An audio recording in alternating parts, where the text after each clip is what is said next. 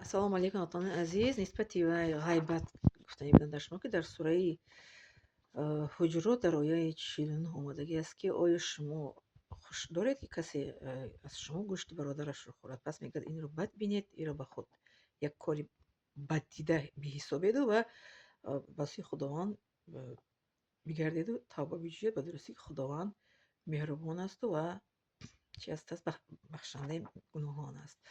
Ин дар ояи 49 сураи ҳуҷрот ҳамин Худованд ба мо хабар медиҳад.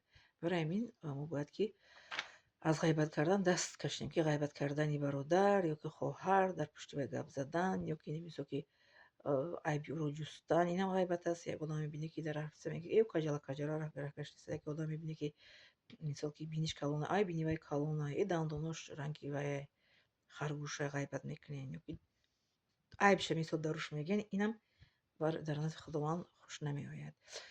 Барои ҳамин мо бояд ки эҳтиёт кунем худро аз ғайбат кардан. Дар ғойби одам чизеро ки мо мегӯем ба одам хуш намеояд, ин ғайбат аст. Сифат нест. Сифат бигӯем, ин буҳтон мешавад. Вақте ки набошад дар мо одам, агар гапа бигӯем нагуфта бошад, ин ғайбат мешавад, дар ғойби гуфтан. Барои ҳамин Худованд мегӯяд, ки касе ғайбат мекунад дар назди Аллоҳ таоло чунин менамояд, ки ҳамчунин гӯшти бародарашро хӯрда истода бошад.